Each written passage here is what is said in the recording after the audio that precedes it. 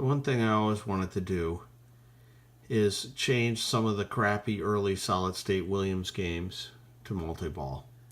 And the one that was on the chopping block for that mod was Flash. I know a lot of people like Flash, but personally I'm not a big fan. And I think if it was multi-ball, it would help me like it a little more. And plus it was a challenge. But anyways, so how do you do that? You got to change the software. And I was able to come up with this document.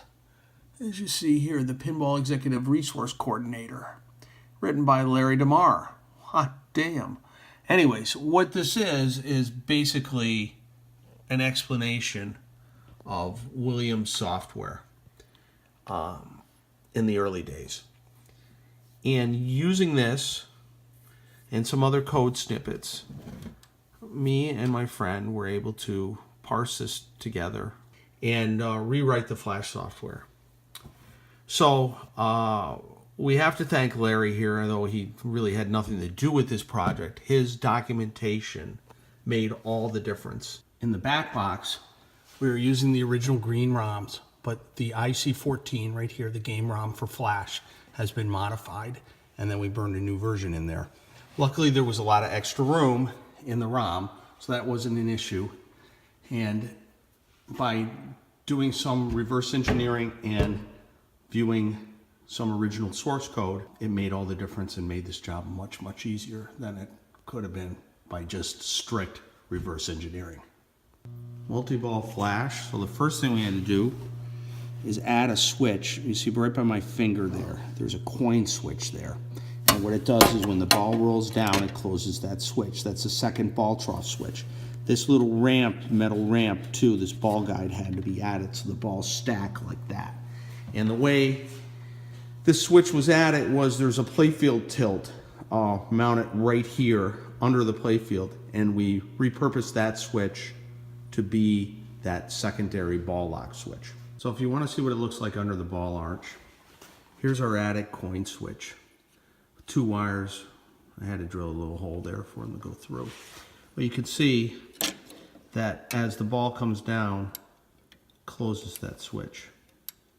So this is the original outhole switch, and then this is our secondary one, and then we add this little ball guide here so that the ball can't come in from this side. So if it comes down, it just rolls down and it still hits that switch. Because they have to stack like that, because when it kicks it over, it kicks this one over like that, and then this one immediately falls back in there. So you get essentially a 2-ball trough with very little work. All we had to do is cut this little envelope here, this little hole, this access hole for the switch, and mount the switch.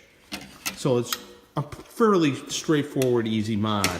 And then under the playfield, you can see right there by my thumb is the tilt switch that we repurposed, and I put a connector on it with the wires going through to our new ball trough switch. And the reason why I have a connector is if I ever want to go back to the other software, I have to remove that connector and disable that coin switch, because if I don't, otherwise the game will tilt when the ball hits that switch.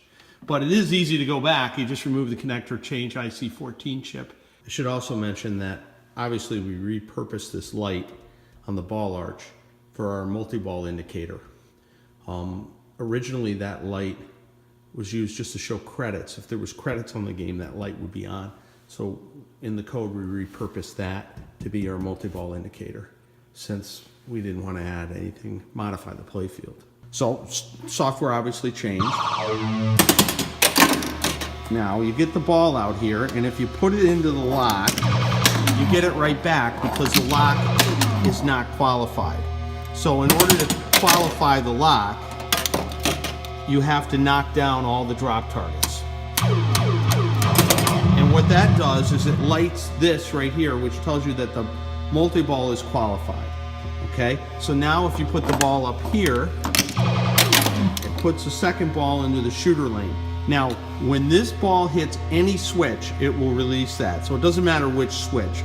I'll just hit the slingshot and see it releases that. And now you're in 2-ball multi-ball.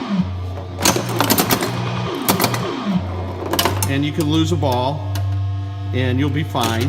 And Again, since we have not qualified it, if we put a ball in there, it should kick it out.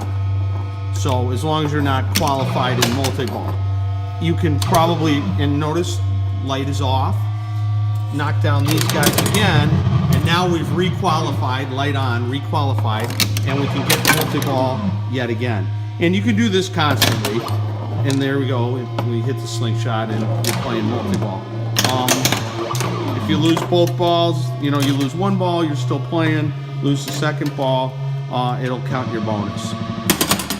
And then you're back to single ball play. So, but anyways, I thought you might be interested to see how we took a Williams game and made it, I don't know, in my opinion, a little bit better, a little bit more fun.